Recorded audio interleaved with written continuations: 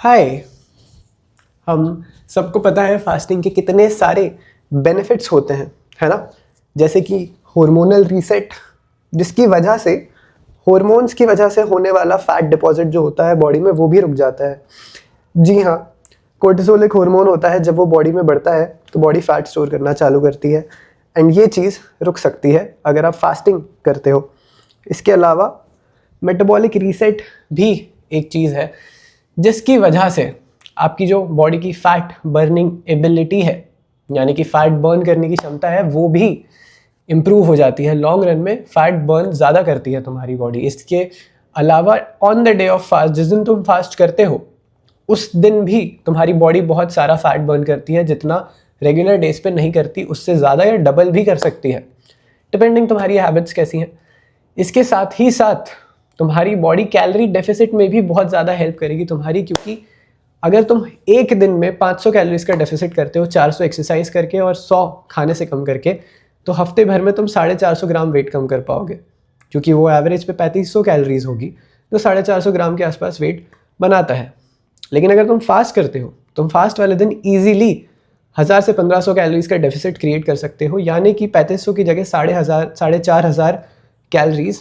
And इसकी वजह से तुम्हारी बॉडी 450 ग्राम की जगह 550 ग्राम के आसपास फैट बर्न कर सकती है हफ्ते में। खैर, नॉट जस्ट दिस, हेयर और स्किन क्वालिटी भी इंप्रूव हो सकती है। एंड मेरी हेयर क्वालिटी पे बहुत फ़र्क पड़ा है जब से मैं फास्टिंग कर रहा हूँ।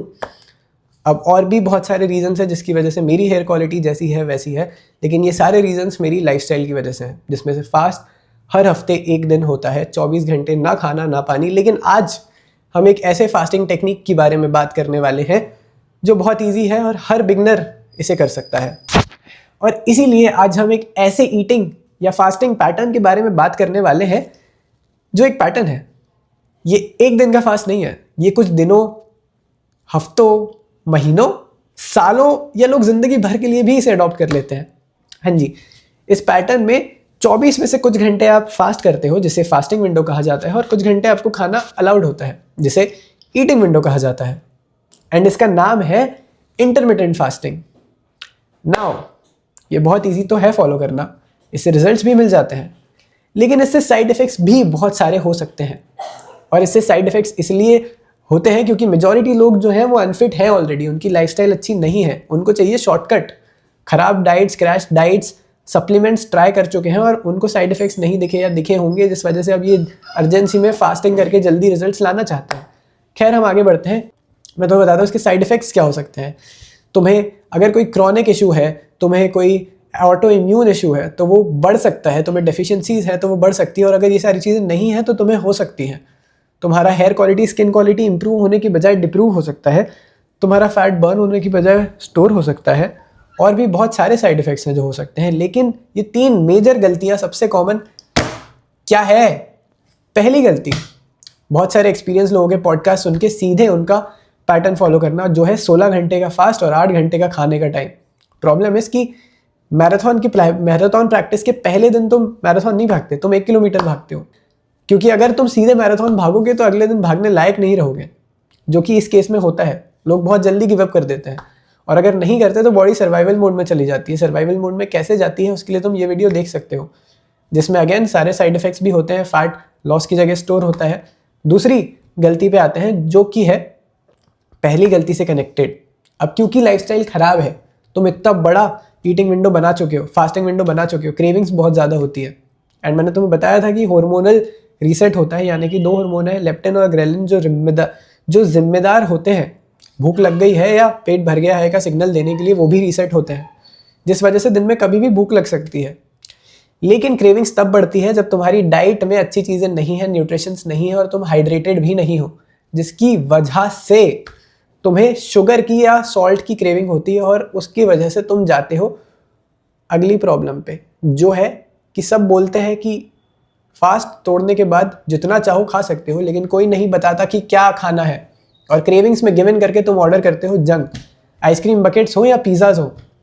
प्रॉब्लम है कि वो रिफाइंड है, उसमें फाइबर नहीं है, और जब वो रिफाइंड है और बहुत ज़्यादा कैलोरीज और ख़राब तेल वेल के साथ वो आते हैं, तो बहुत ज़्यादा इंसुलिन को बढ़ाते हैं। और जिसको डायबिटीज़ है उसे पता है, इंसुलिन ऊपर जाता है तो शुगर भी ऊपर जाता है। और अगर इंसुलिन ऊपर रहता है तो फैट लॉस रुकता है, फैट स्टोरेज बढ़ता है।